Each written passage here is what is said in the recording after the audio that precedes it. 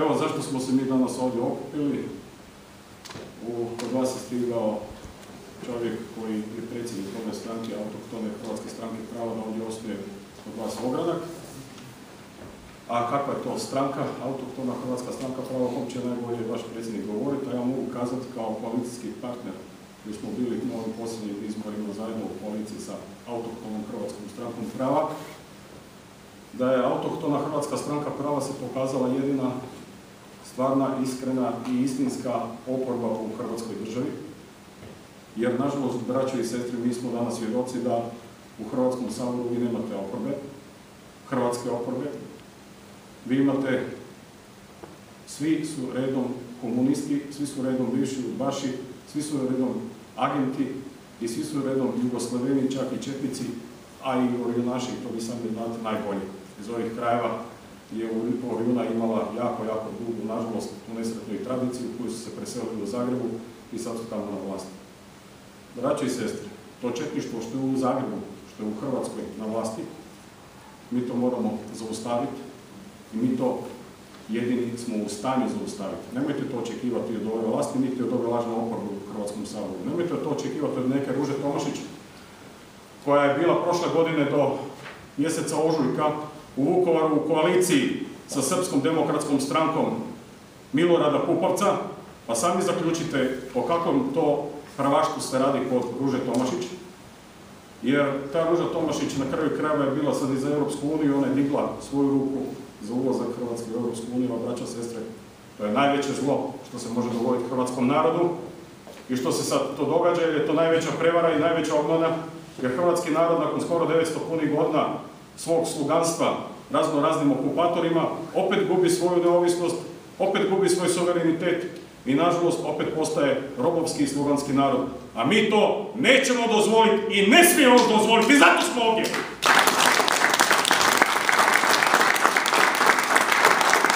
Braćo i sestre, nitko nema mandat i nitko nema pravo trgovati sa našim suverenitetom i sa našim narodom.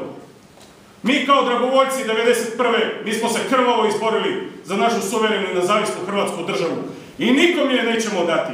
Nas 1991. nije bilo puno i zato nemojte se žalostiti što ova dvorana nije dupkom puna.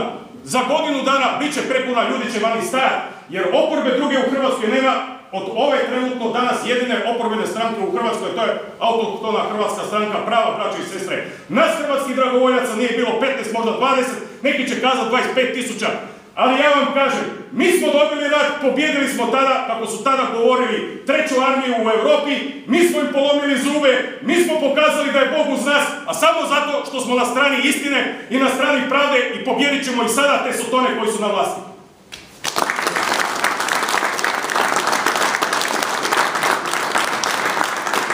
Kada kažem da su sotone na vlasti, neko će kazati da je to preradikalno, ali braćo i sestre, takozvani predsjednik Ivo Josipović, on je dokazani sotonista i veleizdanik.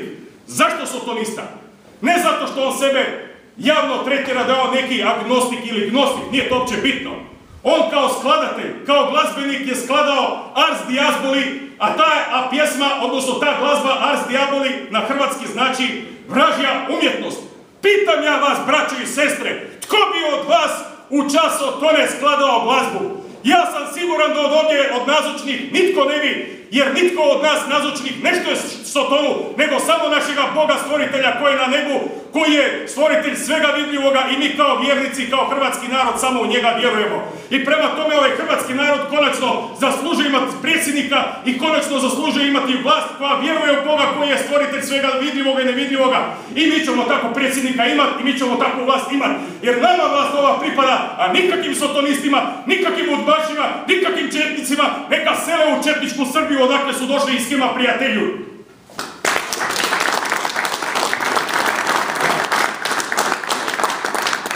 Kad sam spomenuo tu četničku Srbiju, braćo i sestre, moramo se vratiti i na 91. i na 92. Zašto na 92. Ja vas moram posjetiti, pogotovo vas mlađe, kada je tada vladao taj HDZ, što je bilo leglo, udbe i kosa, oni su donijeli zakon o oprostu, takozvani zakon, je li o oprostu koga, o aboliciji četnika, braćo i sestre. I mi to moramo ispraviti. jer ne mogu biti ti teroristi abolirani po nikakvoj osnovi. Oni koji su ih abolirali moraju zbog toga odgovarati i moraju biti svi prevedeni lici pravde, a pogotovo ti teroristi koji dan danas se slobodno šetaju po našoj domovini i uživaju sva duplo i trodupla veća prava nego mi, koji nemamo nažalost niti pravo na posao u svojoj domovini, nego nas opet tjeraju van sa raznim džambo plakatima da ima 400 ili 600 tisuća radnih mjesta za mlade. Nemojte ići iz Hrvatske. Hrvatska je vaša jedina domovina. Vama je tu mjesto, kao meni, kao vama. Mi moramo ostati u Hrvatskoj domovini, kao što su to ostali naši djedovi. Jer ako mi odemo van, ko će ovdje ostati? A oni sve rade da se nasele ovdje stranci, da jednostavno od nas nestane. Napravili su 2 genocida samo u jednom stoljeću nad hrvatskim narodom. Braći i sestri, niko nije zbog toga odgovarao. Ja sam samo načao samo jedno ovdje pitanja o kojima vi kao politička stranka morate dati odgovore i morate zločince loviti do kraja. Moramo uspostaviti pravnu državu. Ne može biti pravna država samo za naplaćivanje kazni takozvanih mladih ljudi, a ovi kriminalci u vladi, u vlasti, u saboru da su od toga abolirani, da za njih ne vrijede zakoni, da su oni iznad zakona. Braći i sestre, borite se za svoja prava. Nemojte dozvoliti da vam niko stoji na tom putu, jer Bog će biti uz vas ako ste vi djece istine i vi ćete pobijediti. Želim vam svako dobro, nemojte dati Hrvatsku državu, Hrvatsku domovinu, borite se za svoj narod kao što smo se mi borili 1991. Mi ovdje stari ćemo vas pomoći, bit ćemo uz vas, bit ćemo prvi, a budite uz nas i vjerujte mi, dobit ćemo i ovaj rat.